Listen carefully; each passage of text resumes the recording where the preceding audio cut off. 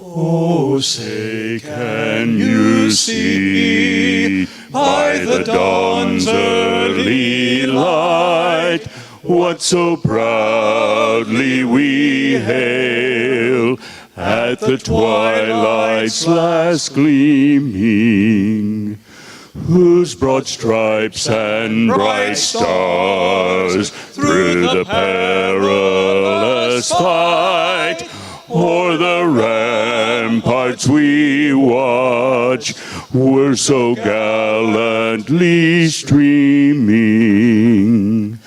and the rocket's red glare, the bombs bursting in air, gave proof through the night that our flag was still there.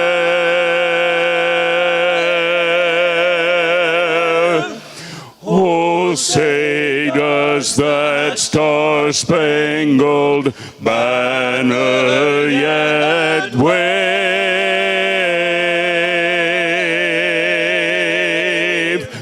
o'er the land of the free and the home of the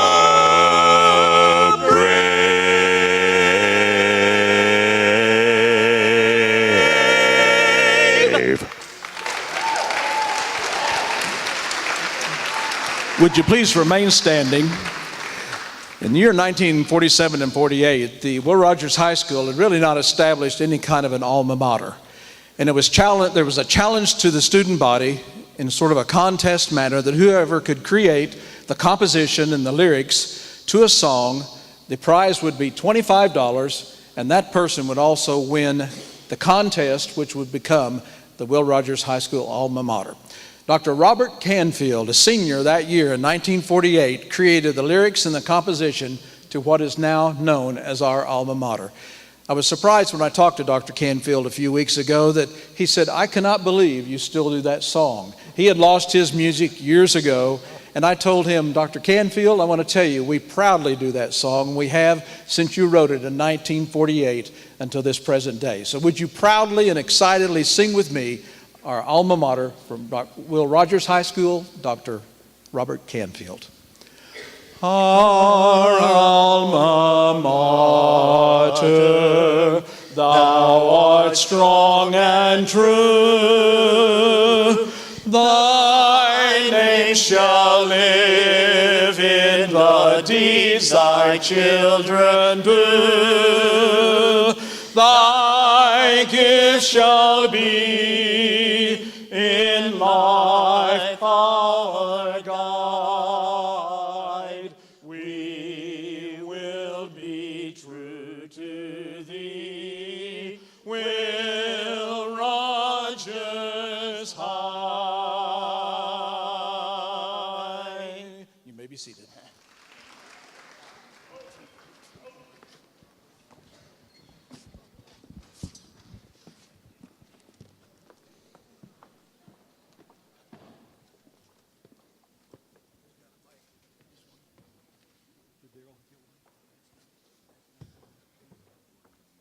It's on the podium. They said there's one. Daryl's just going out.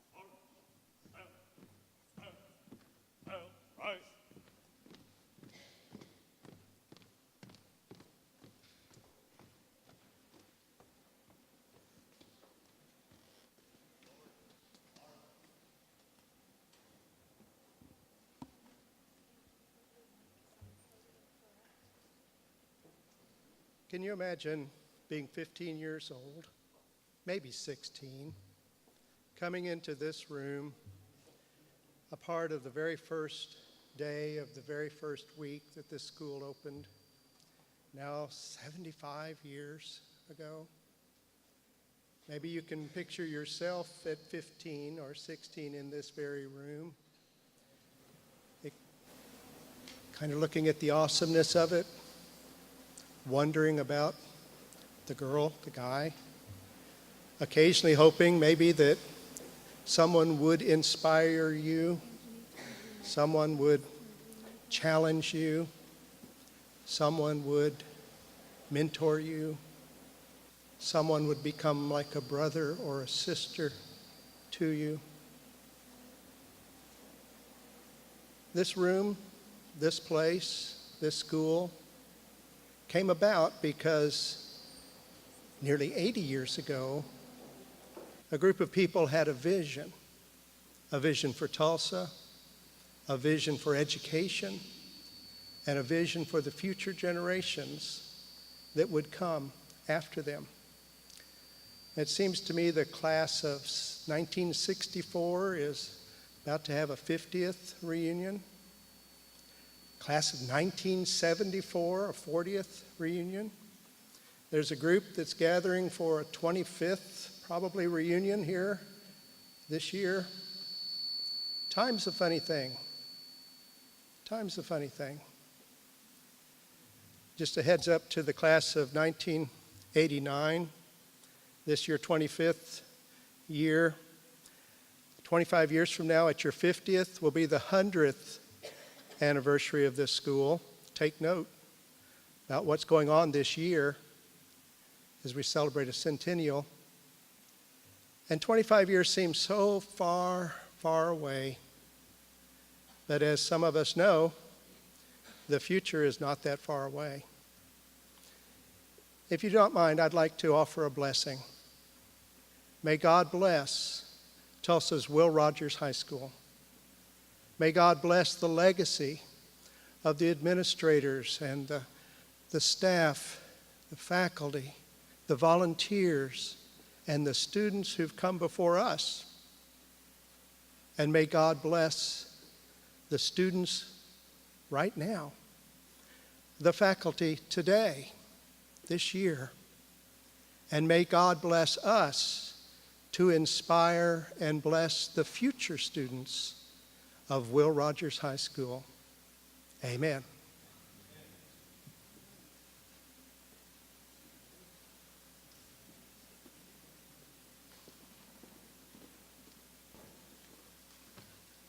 Thank you, Dr. DeBoard. Good evening, ladies and gentlemen. My name is Dick Risk. I'm the founder and president of the Will Rogers High School Community Foundation. A minute ago, you saw the junior ROTC people doing the color presentation. And at this time, I'd like to call on their instructor, retired U.S. Army Lieutenant Colonel Ronald Fry. Colonel Fry? How are you, sir? Great, sir.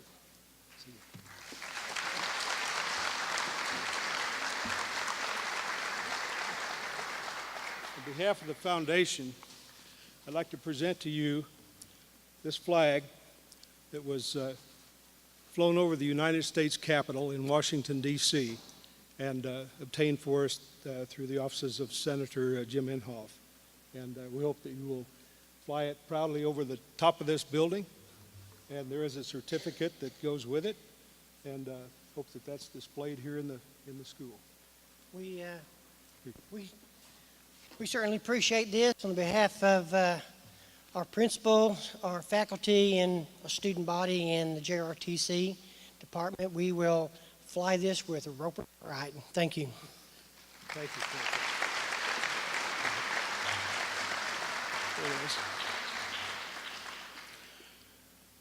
It's now my pleasure to introduce Steve Gregert. Steve is the executive director of the Will Rogers Memorial Museum in Claremore, and he is also an advisor to our board. And Ms. Cheryl Carter, who is the principal of Will Rogers College High School. So would you join me on stage?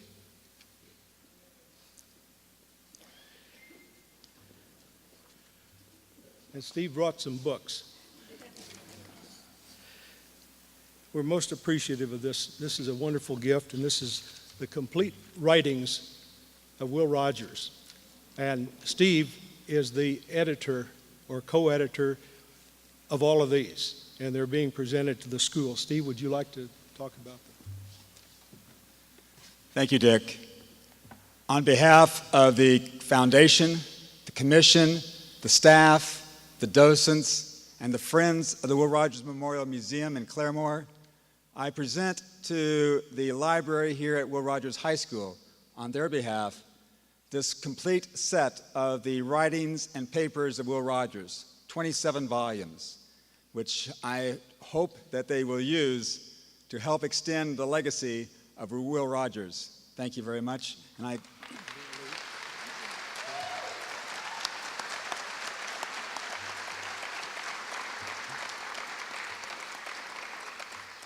On behalf of the Will Rogers student body, faculty, staff, and community, I gladly accept this wonderful collection. Thank you. Thank you, Cheryl. Now, Steve, don't leave. We have members out here. We have members out here? yes. Okay. We have some guests from the Will Rogers Memorial Commission and Foundation. Actually, one of the members of our foundation is being inducted tonight, and that is Linda Bradshaw. Another member of our foundation should be here, and Jack Spinks. They're very good. And there may be others. I apologize if it's hard to see out in the audience. But again, we appreciate all those that are here in attendance tonight. Thank you. Thank you, Steve. Appreciate it.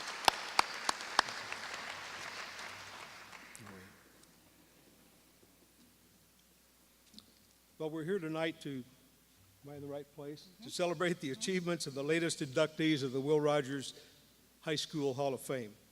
The Hall of Fame belongs to the school, and the foundation has merely accepted the responsibility for its administration as an institution of the school. And the committee chairman for the Hall of Fame committee is previous Hall of Fame recipient, David Rader. And Dave, would you join us, please? There he is.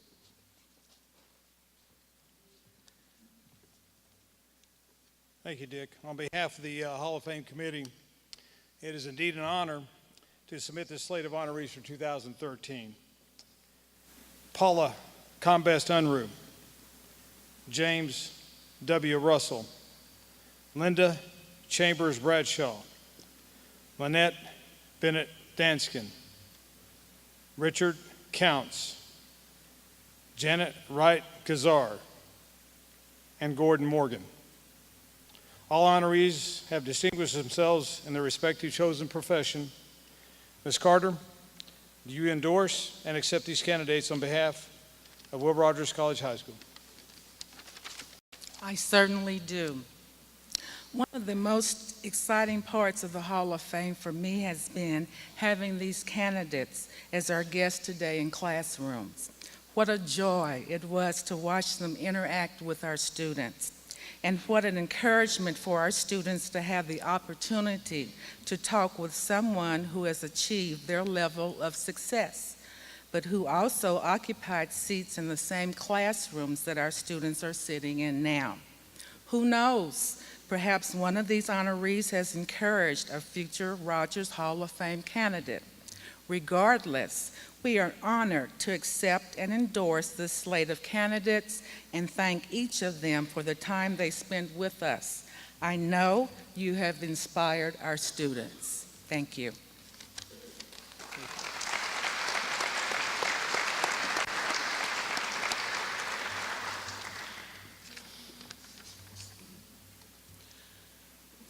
We'd like for you to see what the Will Rogers High School Community Foundation is all about and our accomplishments in a very short period of time. We're 3 years old, a little over that, and we ask that you remember we're an organization of volunteers assembled for the purpose of raising funds and providing support for the students, the faculty of Will Rogers, in some way to give back to the school that gave us so much. So at this time, I'd like to roll a video and let you see.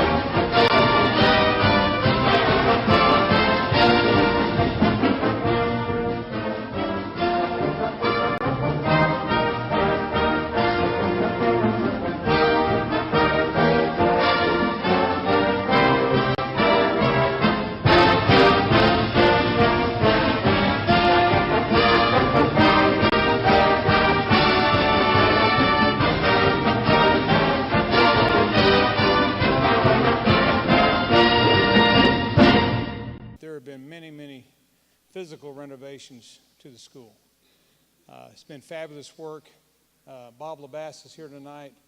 I don't know where Bob is seated. He's been very much involved in the restoring of the physical part of the school and putting it together and working with Dr. Ballard.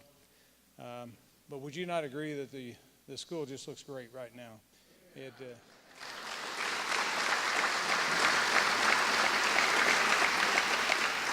But with that, there's been a stirring inside the walls, and that comes from the leadership that we've had from our superintendent and our school board, and the resurgence of Will Rogers High School. Dr. Ballard has been so good to Will Rogers, and this is his last year as superintendent, unless we can talk him into one more, and do that. So, Dr. Ballard, you did not have the honor to go to school here, but what we can say to you today is that we want to make you an honorary Roper. And thank you for all you've done for our high school. Thank you, sir. Okay. Thank you, That Dave. says I honorary appreciate Roper on it, okay? it. I got it. Okay? I got it. Thank you. I got it. Thank you. I very much want to be an honorary Roper, and actually the school board has talked me into coming back next year. So while I had announced my retirement some time ago, well, I must say that's a welcome sound to an urban superintendent to get applause on saying that he's going to come back next year. I love being an honorary Roper. Actually, probably a little known fact, my son actually worked here for 3 years, I think. 2 years, 3 years. He was an assistant principal here. I love this place. I absolutely love this place. I know how those of you who went to school here, I really do know how you feel. And I love to bring visitors here. And I love to come into this auditorium. And I love to wonder what it was like in 1942 or 1939 or 1956. And sometimes I like to just look at the hallways and I think about all of the excellence that went up and down those hallways. I appreciate this very much, and I appreciate the recognition that Coach Rader has made about the Board of Education, because this was the centerpiece of Project Schoolhouse. And you had something to do with that. In 2010, whenever we were first getting into Project Schoolhouse, I went around to every single high school and I talked about our need to become more efficient, both instructionally and economically. I went to every single high school and we publicized it.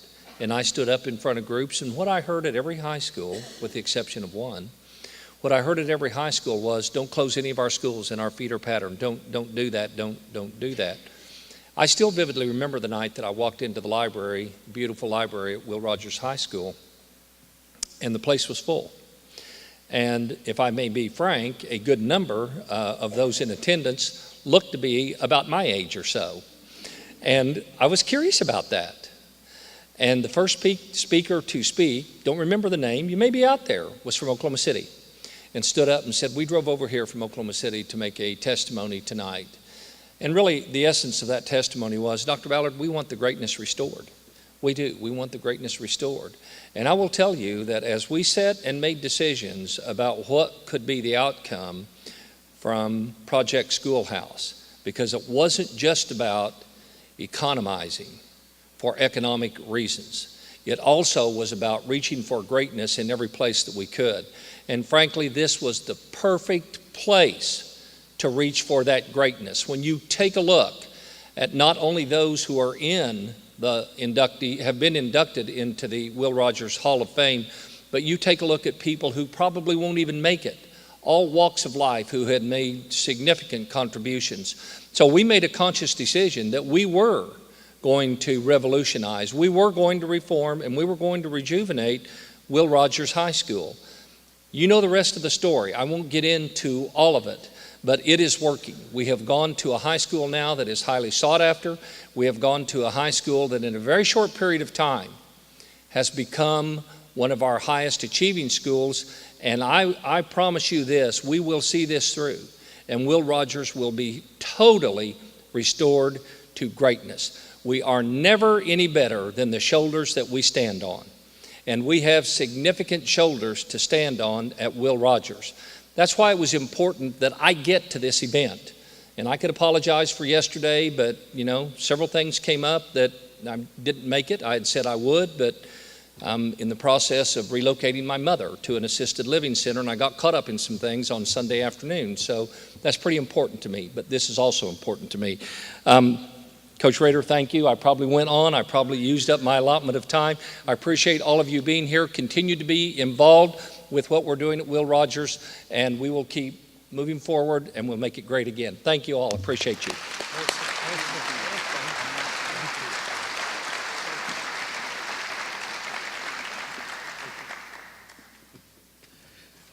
Thank you, Dr. Ballard.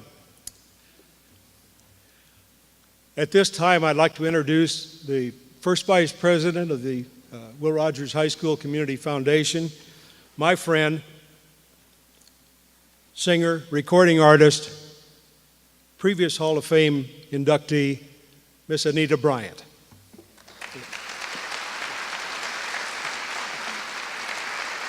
Thank you, Dick. Thank you. Whew. I am so excited to be here. Thank you so much, Dick. You talked me into this, and I am so glad you did, but I wouldn't have missed it for anything. Every time I walk down the halls of this glorious Art Deco building, I'm just amazed at how beautiful it is. And I'm also amazed that I didn't really notice it that much when I was in school here. I was going down the hall saying, I'm going to wash that man right out of my hair. I'm going to wash that man. Never mind. It was But I was just preoccupied. But I'm so proud. This building has been included in the National Register of Historic Places. And thanks to the work of one of our alums, Betty Ann Brown Trinka, who persevered until it was recognized. So thank you so much, Betty Ann. We appreciate you. And of course, we conduct tours of the school on the second Monday of each month. And we'll continue to do so until after the 75th anniversary celebration. And it's my understanding that our good friend Steve Wright, who's also a director of the Community Foundation, as well as our tour director, nobody knows this school in this area better than Steve, that we had over 90 people on the last tour, so we're growing, and thanks, Steve, for all your hard work. It's really an honor to have been a student here. I cannot tell you how much it changed my life. I could talk all night about Doris Niles and Dr. Freeman, but we want to keep things moving, and I'm just so pleased to be here to help honor the newest inductees into the Will Rogers High School Hall of Fame. These candidates went through a very rigorous selection process. And we call the FBI. No, we didn't. All candidates receive written nominations with contact information provided on each nominee. And prior inductees voted on the list of nominees after having been provided background information on each one. All finalists were asked to provide additional background information, including photos and other visuals, and each committed to attending the welcome dinner that we had last night, and it was beautiful and wonderful. And of course, the classroom visitations today, which are the most important of all. We want to influence these young people.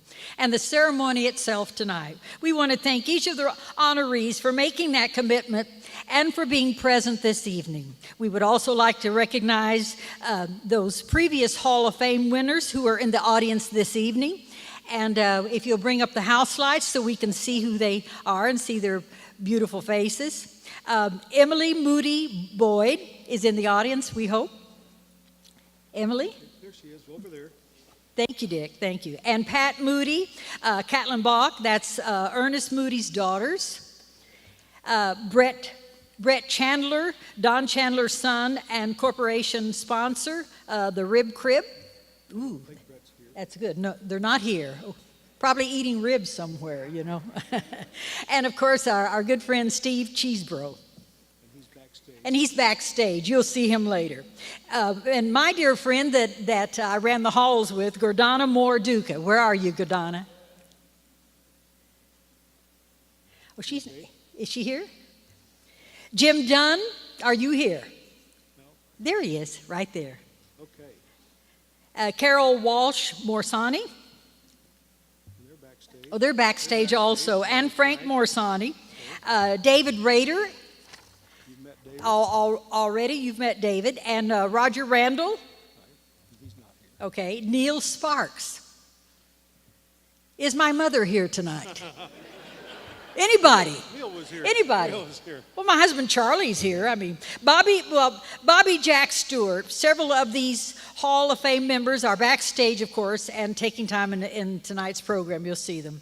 Well, Dick, you're going to speak right now. Right at this time, I'd just like to also recognize our directors and advisors of the foundation. Would you please stand just for a round of applause? I can't see you here, but thank you.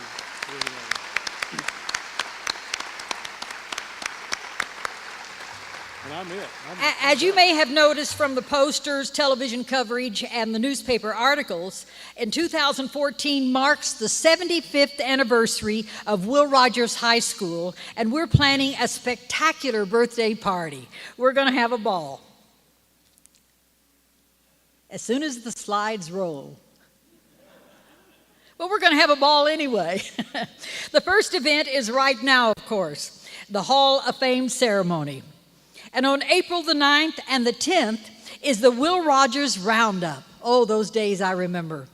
There was one time, I remember I was just stiff as a board, and I was, you were born to be kissed, miss, you were temptation. Oh, those were the good old days. And then on April the 11th, most classes are planning individual reunions and open houses.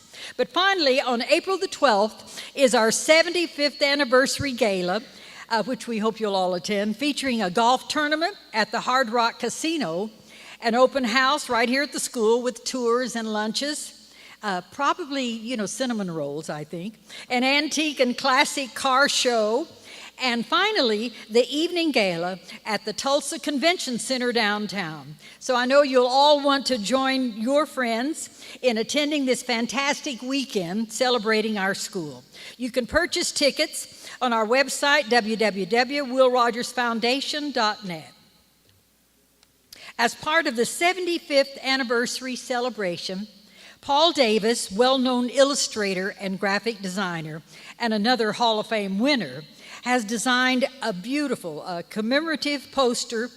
I hope we're showing slide this right there, celebrating Will Rogers and our school. Now, I bought one last night, and they're wonderful. Should you purchase one of these posters tonight, Paul will set up in the main hall to sign it for you. And all funds generated from all of these events, including the sale of the poster, will go through the Community Foundation to the school and its students.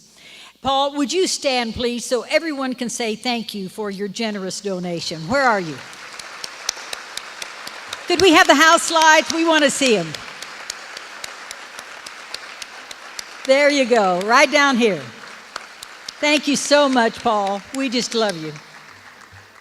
And now let's get started on the main event, the ceremony itself. May I introduce another Hall of Fame winner, Mr. Robert Bobby Jack Stewart, class of 1944, who will introduce our first inductee. Bobby Jack? Yeah.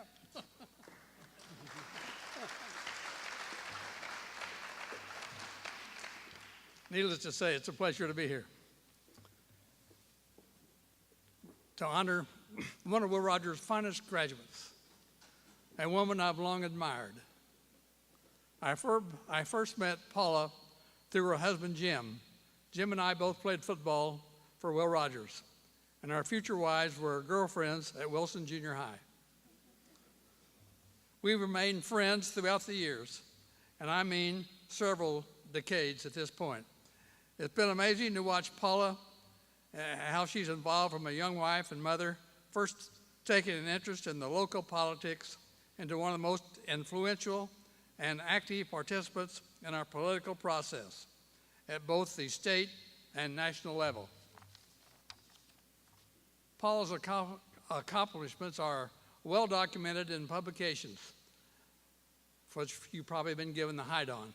The program listing our Hall of Fame inductees, and then the slideshow about her life that you'll enjoy. One of the most Impressive facts about Paula is that she was the first female to be elected chairman of the Republican Party at the state 1949 convention. Prior to that time, neither party had ever elected a woman to hold that position. While contributing her time and talents to the Republican Party throughout the years, she has also been widely recognized for her civic work here in Tulsa. However, Billie Jean Clough, who nominated her for the Hall of Fame, said it was not Paula's civic work or her political prowess that impressed her. It was her heart that has led Paula to serve in humanitarian efforts that led Billie Jean to want to nominate Paula for this honor. A perfect example of Paula's caring, courage, and generous spirit was enhanced a few years ago after Hurricane Ivan influenced so much damage in Florida. Long active with the American Red Cross, Paula volunteered to travel to Florida for an extended time to help in any way she could. She helped provide meals, shelter, and drove an ambulance from Pensacola to Orlando with no training whatsoever for driving an ambulance. Paula said all the cars just saw her coming and got out of the way. That was just one of the many times she nearly gave her husband a heart attack when he found out about it. How impressive it is as well to note that Paula served the Department of Energy, the Department of Commerce, and the Tulsa Global Travel Foundation. I think we can all agree that Paula Unruh is truly a great woman for all seasons. What a privilege to know her. Paula?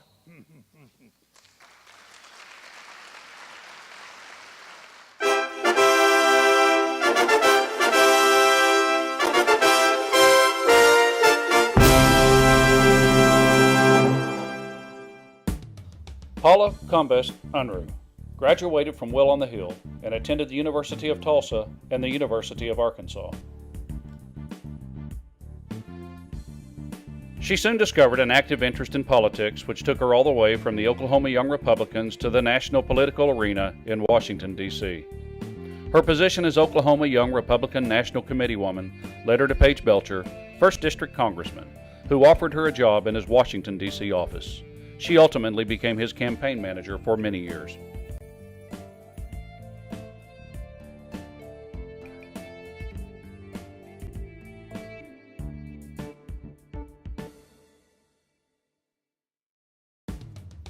Paula's list of community service and honors include American Red Cross Board, Parent-Child Center, Legal Aid Chairman for Tulsa County Bar Association, Junior Association of Tulsa Boys Home, Tulsa Town Hall Board, President of the Tulsa Philharmonic Junior Association, President of the Women's Association, and Cinderella Ball Chairman.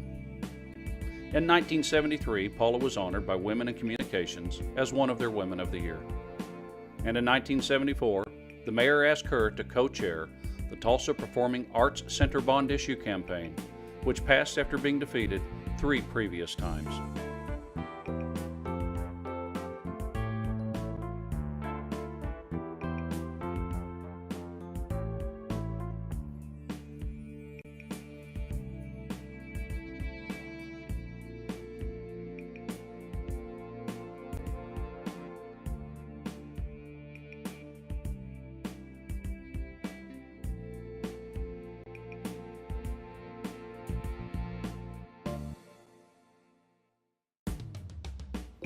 In 1975, President Ford appointed Paula to a 9-year term on the National USO Board.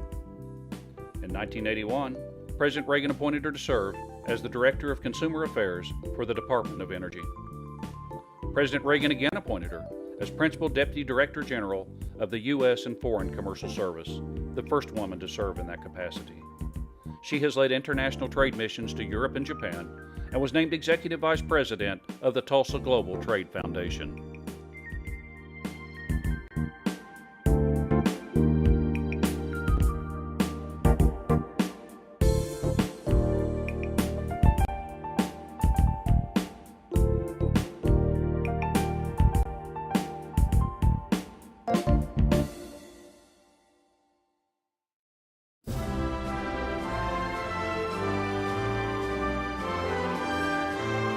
Ladies and gentlemen, please welcome Paula Unruh.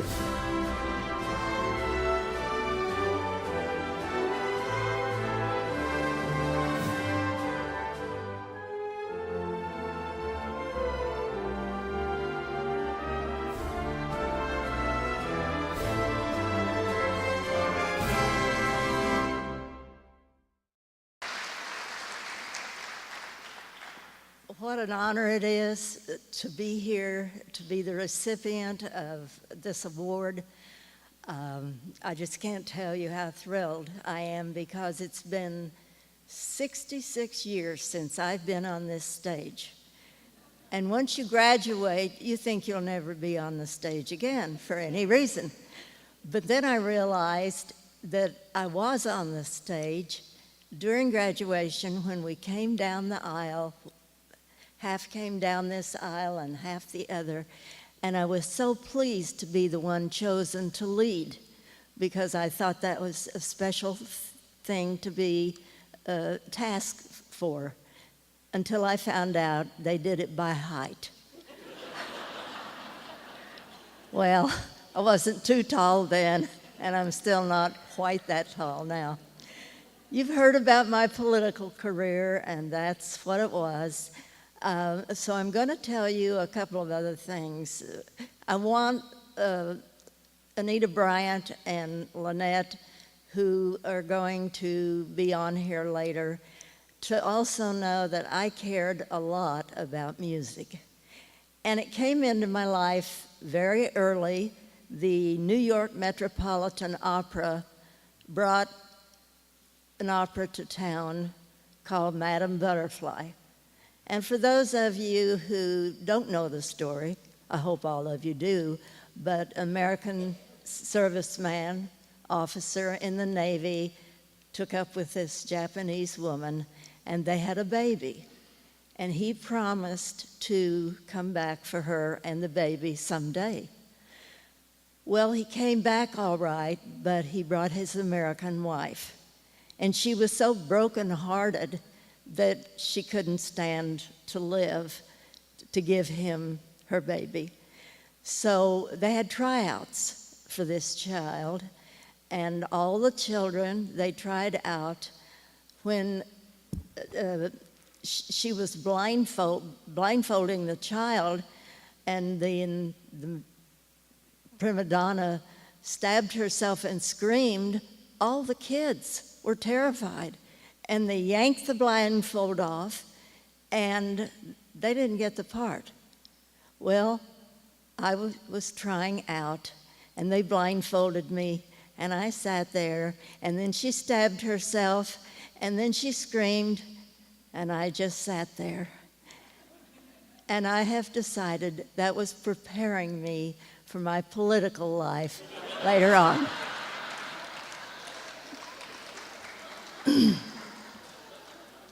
Getting back to Will Rogers High School, the roundup was the big deal every year for everybody.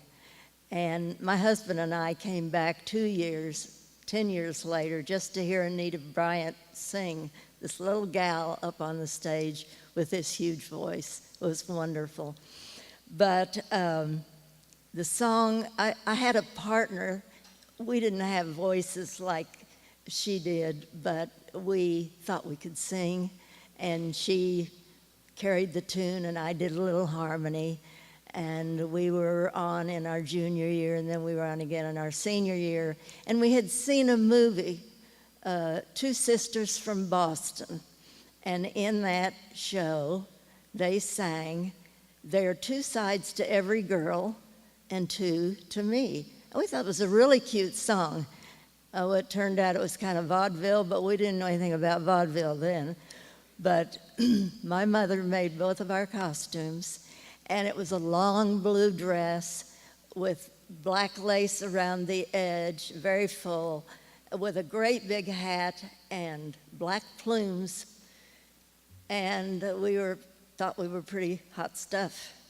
And we had the orchestra playing for us. Mr. Comiskey was the band or orchestra director.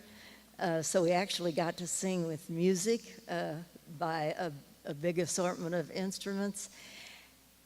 And when we sang the song and we got to the second half, and we said, there are two sides to every girl and two to me.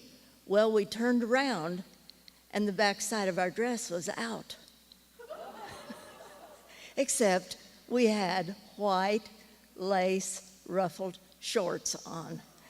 And it was a little shocking the night of dress rehearsal because Miss Trusty, the senior counselor, was sitting up in the back row of the balcony, and she thought we didn't have anything on. And we got called into her office, but the funniest thing that happened was the band director dropped his baton because he had seen us, he'd worked with us in singing the song, and in school clothes you turn around, no big deal. So anyway, that was my contribution to music, certainly here at Will Rogers. I want to tell you just one other thing about being at this school, and it's probably the most important lesson I learned in my life, and it was in history class, and it wasn't about history. I was on the student council, and every Friday, Mr. Kubik, the history teacher, would have 5 minutes of strange, out-of-this-world questions. And he asked me two, which I will never forget because I didn't know the answer to either one. And one was, Paula, what kind of clouds are those out in the sky today? And I looked out the window. I hadn't the faintest idea. And then the second question he asked me was, who wrote I Pagliacci? Who's I Pagliacci? I hadn't the faintest idea. And there was always some boy in the room that knew the answer. It taught me a lesson I needed to learn, probably earlier than a junior in high school. He taught me how much I didn't know. And that's a good lesson to learn somewhere along the way, and maybe I quit chasing boys and football players and things like that. I just want to tell you that I am so thrilled to be here. I've used up my 3 minutes. They were so scared they were going to have to get a thing to pull me off. And we all know she deserves her trophy. Thank you. Thank you.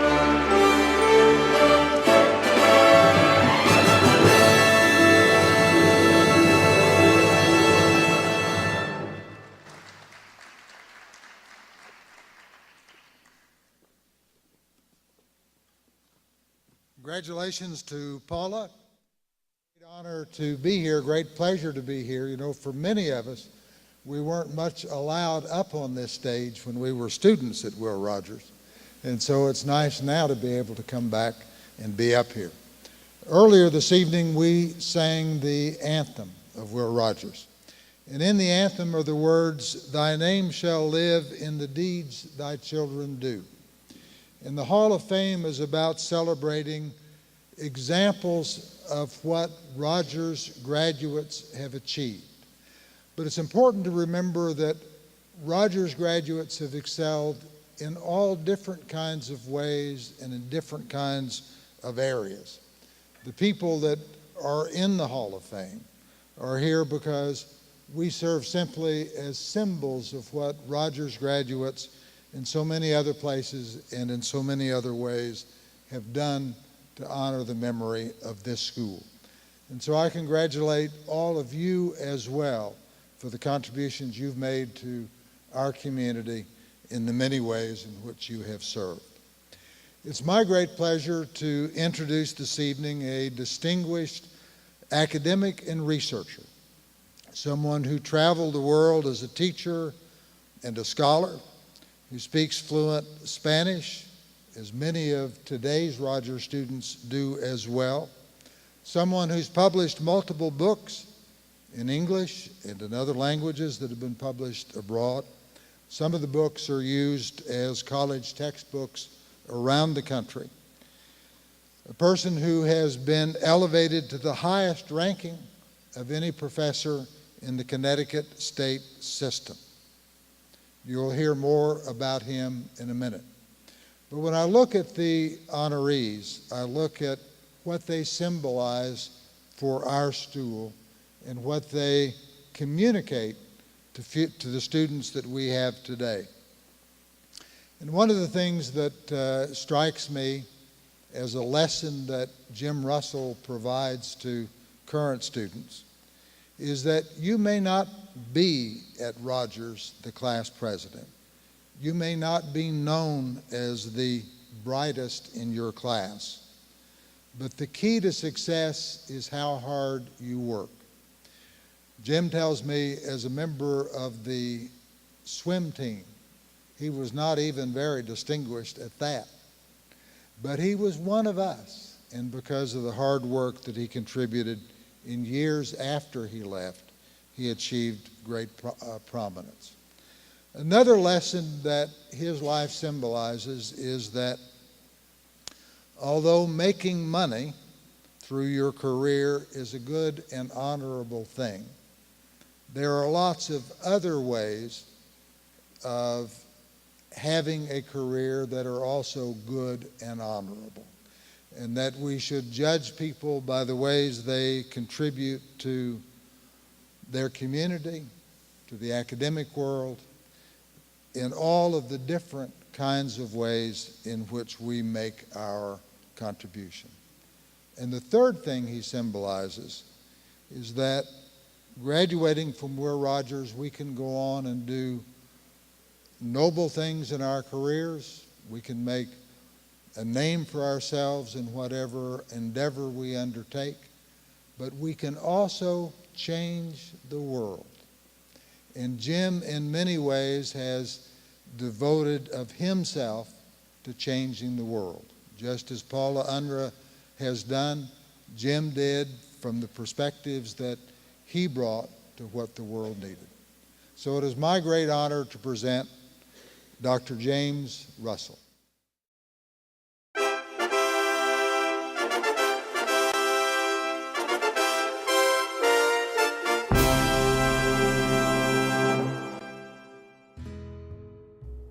After graduating from Rogers in 1962, James Russell became active in the 1960s civil rights and anti-war movements.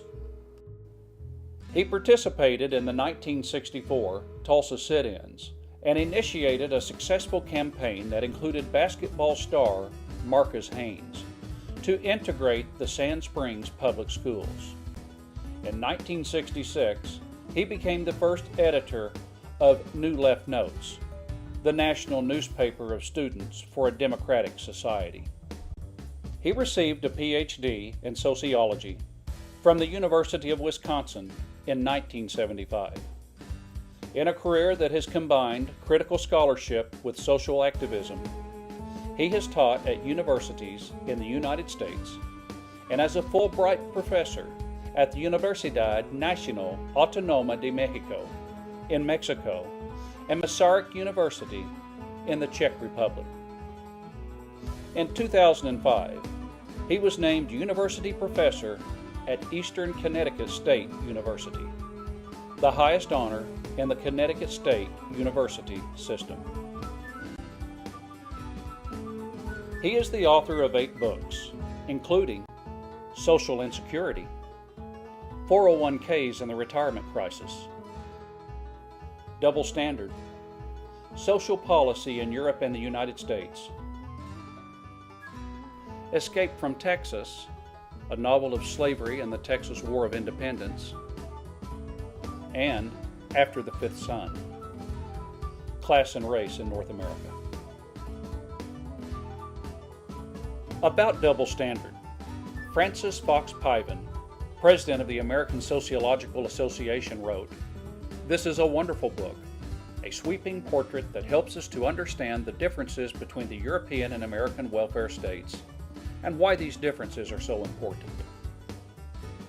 About Escape from Texas, Johns Hopkins historian Ben Vinson III, wrote, "No novel has so astutely captured the mindset of black slaves and their complicated relationships with Mexico during the years leading up to the Mexican-American War."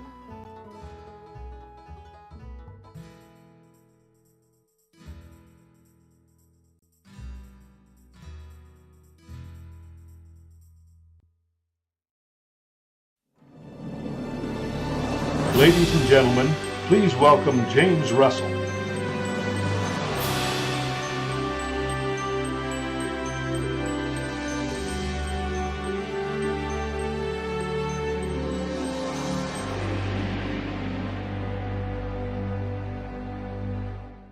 Thank you very much. You are all very, very kind. I flew in here from Connecticut, a state that is not known for its cultural warmth, and I'm having a hard time getting used to all of this Oklahoma friendliness, but it's beginning to come back. You know, in the career that I've had, I've been just very, very lucky in terms of the people that I've run into, also the period of time in which I lived. The Greeks had a saying that no man ever enters the same river twice, and nobody ever enters the same society twice or the same historical period. I think between 1960 and 1964, I graduated in 62, I underwent more changes in that period of time than ever since in my lifetime. And a part of those changes happened here at Will Rogers. Some of it intangible, some of it in intangible ways. I was very lucky to have as a friend Roger Randall, who got me very enthusiastic about politics. I got a very solid education, I think, here at Will Rogers. A lot of the skills that are in those books were really learned here.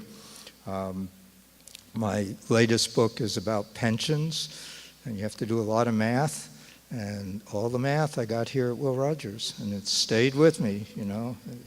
It's also helped me balance my checkbook and other kinds of things over time, but it's all very important. And other people in time that I met at the University of Oklahoma, I met a group of people who got me reading a man named C. Wright Mills. I then moved to Wisconsin to study with his professor, which is a man named Hans Gerth, a refugee scholar from Nazi Germany, who I spent many years trying to